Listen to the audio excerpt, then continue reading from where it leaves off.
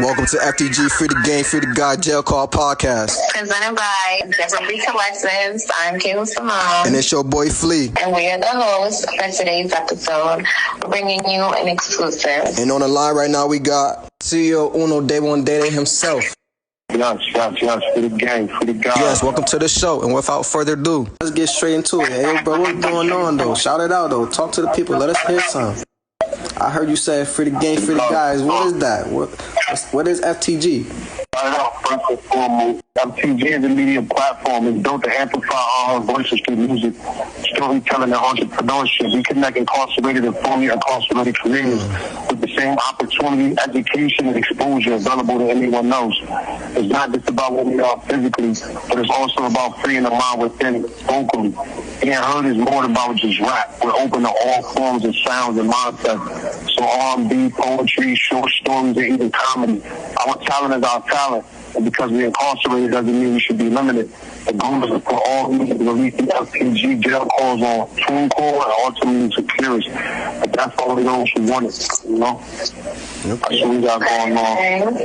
Okay, I like that. Why did you create it? F.T.G was created for people like me or in situations worse than myself and others.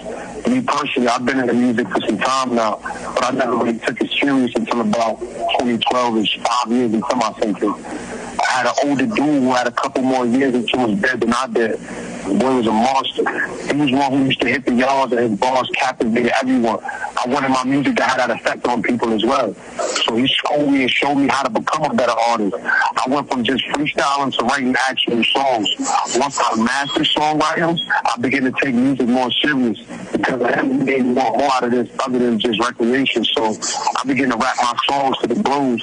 And they all told me I need to hurry up and get home and record. The problem was, and still is, I'm serving a 25-year sentence. I felt super low because now I'm this better version of an artist than I used to be, but no longer free to actually record and be heard outside these walls. Okay, so how did Different Breed come about? What made you start a label? And how has it been so far? I was just in the same jealous F.T.G. Me being into music and business, I was able to purchase a verse from him. This is how Different Breed Collective was born. But I put all my eggs in one basket on one artist who I thought I could trust and was willing to build a legacy with. Unfortunately, he wasn't who I thought he was. He tried to backdoor me for the song Savages, which I own the rights to. So I removed myself from him and him from my brand. Not saying fuck the dudes that's free, but I just realized the bros in here appreciate me and what I bring to the table more. So why not build a brand around that? I desperately wanted to always hear how my songs would sound now that I'm really a different artist. But whatever the kids say. He made it possible for not only me, but for all those incarcerated to be heard. This is how F.T.G jail calls was created. What does FTG mean beyond getting heard from prison? What does it mean to you? It means that, to me personally, it means there's hope and opportunity despite our circumstances. Because if we being honest, most lose hope after they get that time. F.T.G is simply the hope for the people, incarcerated and formerly incarcerated. Right. We come with raw and uncut interviews, allowing us to be heard about music and talent. F.T.G is not just a prison podcast, we're a movement. Oh, you know what I'm saying? Right. Okay. So, who are you? I am Day One Dating. Everyone call me Day One or Uno for short. I am a proud father of 2 girls and 1 boy. I am a husband, an entrepreneur, and the CEO of Different Breed Collective. I'm a survivalist. Put me anywhere or in any situation, and I'll adapt and conquer. Okay. I promise you. And where are you from? Like, what's your background? Where are you from? Oh, okay. We gonna take it upstate. I'm from the northwest part of Rochester, New York. Some of you heard of it. I'm born and raised. Okay, White flag, from the Rock. Okay. Okay, you from the Rock. Okay, we got the Rock in the building. Okay. How long have you been involved with the music? I've been writing since I was about 9. Like, I've been involved in the music around that. I always had a passion for music. It's just something I've always been into. Like, I used to record on karaoke machines. That's how it really was. When cassettes had instruments at the end of them, I was involved in that. I kept switching the speakers so I could do my double up ad-libs like I was really in the studio. And my pop can tell you, I used to run around with a Ziploc bag full of coins and dollar bills in it. I even used the red Sharpie marker and wrote studio time in it. My cousin Oscar had a studio. He used to let me record that whenever my pops took us to his house. Or whenever paying customers came, I had to stop whatever I was doing. Me personally, I wasn't dragging it. He charged $25 an hour, so that's how I started saving my money in that Ziploc bag. I wasn't letting nobody stop me. Shout out to Blazer Hot Productions. My cousin F.T.G. My first real songs was recorded at his studio. I was barely a teen at that time. He's being honest. For him. Okay. What influenced you musically? Honestly, I just started rapping on my own. And I grew up to, No Limit, Slip and Slide, Rough Riders, Cash Money. I was fucking with the Hot Boys heavy. Lil Wayne was my original first favorite artist. I was a Cassidy fanatic before he fell off. Right now, I'm just in a good music period. As far as Rochester, I fuck with Rest in Peace, WAP, 38 Special, Luciani's music and work ethic. Luciani, from where I'm from, he's been doing this thing since he was a kid. He's what I consider the voice of our being for real. Express gave me hope, like it's room for motherfuckers like us in the industry coming from where we come from, Because it's like it's not from the city as in the 5 boroughs. And we gotta go extra hard. So, go put that into this life. Okay. Interesting. What separates you as an artist or just as an individual within itself? What separates me, I could just say simply like I'm different, and that's just always been who I was. I never was the nigga to be like anybody else. I always did the opposite. So if you could put me in a box, I'm gonna step out of it every time. That's just who I am. My sound is original. I've been an underdog my entire life. People just now noticing my work and resilience. Okay. I have just a few more questions, that I want to ask you. And yeah, I'm going to ask you the rest, bro. If you don't mind me asking, when did you catch your case? Like, how much time was you sentenced to? I was sentenced to 25 years, 5 years post-release supervision for manslaughter in the first degree, but I was originally charged with murder in the second, but after going to trial, they acquitted me, and I was convicted for the manslaughter. But the funny thing is, given was actually my plea deal that I refused, and I decided to go to trial because 25 years in prison was a big pill to swallow for, a 16-year-old kid. And even after going to trial and taking accountability for my actions, they still gave me the same time I refused on the plea deal. And currently I have 19 years straight in prison. And off the 25 I was given, they want me to do 21 and a half years. Yeah, it's fucked up. Which is pretty harsh, yeah. Yeah, definitely. Nah, for real. 25 years is crazy, but man, you still here though. That's good though, you feel me? Yeah, definitely. So how much time do you have left? About 2 weeks, God willing. I'm at court currently for a youthful offender. Being that I was only 16 when I caught my case and the judge charged me as an adult without even considering my age. So I'm possibly looking at time served and things go in my favor.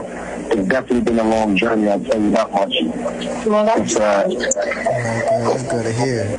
So now, like, after you've served all this time, in prison, do you feel like you've been rehabilitated? For sure. I most definitely feel rehabilitated. I come a long way from where I was mentally. Honestly, I never thought I'd see the end of the tunnel. Because again, 25 years is a lot to a 16-year-old kid. You get what I'm saying? The man I am today is the opposite of who I was. And I'm not perfect. Every day I'm learning and growing and better than what I already am. Of course, it's hard in here because it's already dull. But before I let anyone take me, I'm going to take them simply. It's just them only breeding better criminals. I'm 35 now. I'm trying to talk to the young boys, but they're not trying to hear it. You got a few that do, but the rest is want to drill. They're not even trying to get money. That's the sad part. But I do empathize because I was that before, chasing the names up in the block that shitted on me like I did that. I'm no rat, racing on fall. But I'm just trying to prevent them from making the same mistakes I did at their age. But I won't preach to them. Some gotta go through shit in order to get over it, or they just gotta get it out of the system. Right. So Definitely. Yeah, definitely, bro. What turning point did you have in your life that you feel like you needed to change? Like change was needed.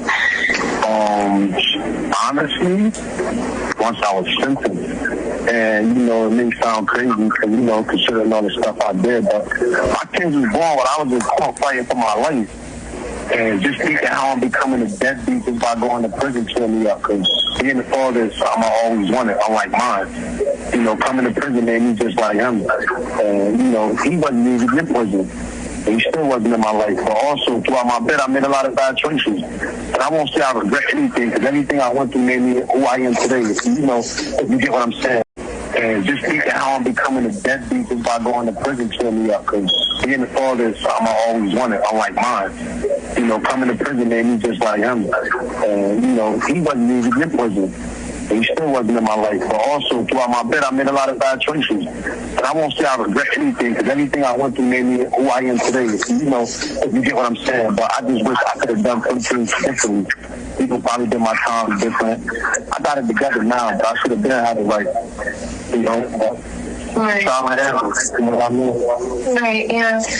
Yeah, definitely. Okay, so with that being said, what message you hope people take away from your music and your story? Cause I heard you say you've been in the music game and all that.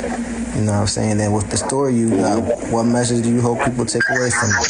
That's a good question. First and foremost, that is hope. Like, they can lock us up physically, but never mentally. And I want everybody to understand that the mind is the most powerful thing within the flesh, if utilized accordingly. After 19 years, I'm still grinding. It's about being the difference while everybody else is trying to be the reason. It's not over until you give up. And I don't believe in such at all. So what advice would you give to somebody that's heading down the same path you once went down? That's not worth it. That the streets is dead. Focus on family and business. Because the finance is out here going crazy. Yeah, definitely. They're going to fuck off. And I'm out there with it. Being broke not cool. I don't give a fuck who you are. It's more than life than just banging and repping the hood. And they don't get that. Don't wait until it's too late, because that's what most do. Let's believe when you go on, rather better than jail, that block or that hood you jacking won't still be there. You get what I'm saying? Like, make a difference while you can, so when you go on, your legacy can live for you. That's how I look at it. Yeah, this I heard he said he did 25 years, so that's not just anybody saying this now. Mm-hmm. What's one thing that prison taught you that you wouldn't even learn anywhere else? That passion is a privilege. Because I could be dead instead of incarcerated. So the pressure I have on my shoulders to become great and not let my kids and my family down, that's a privilege. I can't do that from the grave. Also, the value of family. Never in a million years that I think I'll be doing so much time. After it's all said and done, though, the people I love the most outside of my children is gone. So I would like to say rest in peace to my grandmother, Jazzy, long live Goodlow, long live Truck, Ever Smoke. I never thought I'd be coming home and they're not good. So love and appreciate your family, man. Had I did it, never went to prison, I would have had more time with them. But once again, trial and error. Anything you wanted to tell the people before we wrap this episode? Yes. Keep faith and trust in the higher power. Whoever that may be to you, just know he's willing, he's working. But you have to work as well. Not come to nobody that don't want to grind. Be real about who you are and what you want out of life. That's just simple. Shit is only far back to people that's far from it. I want y'all to remember that. It's only far back to people that's far from it. I'm hyped and I'm so excited for the F.T.G journey and all that, man. I ain't gonna lie, like, it sounds like, I like how you talking, you know what I'm saying? You sound sharp, you know what I'm saying? Like, where could the followers and the viewers find F.T.G podcasts and more content from different breeds? You can find all different breed collective pages at _BB as in dog boy .collective_ on IG, Facebook, YouTube, TikTok. And I want y'all to know that it's just the beginning. We got a lot more in store, like music from different breed artists, more exclusive interviews. We got jail comedy skits. Because, we ain't got to be serious all the time. Like, we locked up, but we still human and we still living. We working. F.T.G jail calls.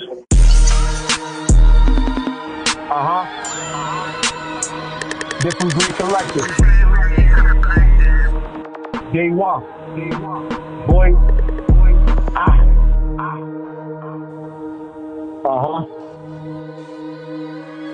Rest in peace, Diddy Low. Long live Chuck. Forever smoke, nigga. Push up with that grip looking like a cowboy. Them niggas wild, boy. They shoot you down, boy. All my niggas letting sticks around, boy. Boot up, tweaking in this bitch, up and down, boy. Push up with that grip looking like a cowboy. Them niggas wild, boy. They shoot you down, boy. All my niggas letting sticks around, boy. Boot up, tweaking in this bitch, up and down, boy. Look, know you niggas lame, can't come around, boy. Sneak this and let you hide, hunt you down, boy. All my niggas gripping, 20 rounds, boy. Shoot your head off of your shoulders, you a clown, boy. I've been to city, I was 15 in my town, boy. Let off that pole, you gotta go, they never found, boy. Think it's a joke, knock on your door, don't be surprised, boy. Get beat a roll, I see them throw bitch in his eyes, boy. Hold up, talk with the size, they the guys, boy. Play disrespecting, talking reckless on your ass, boy. And I know that they mad, cause I splash, boy.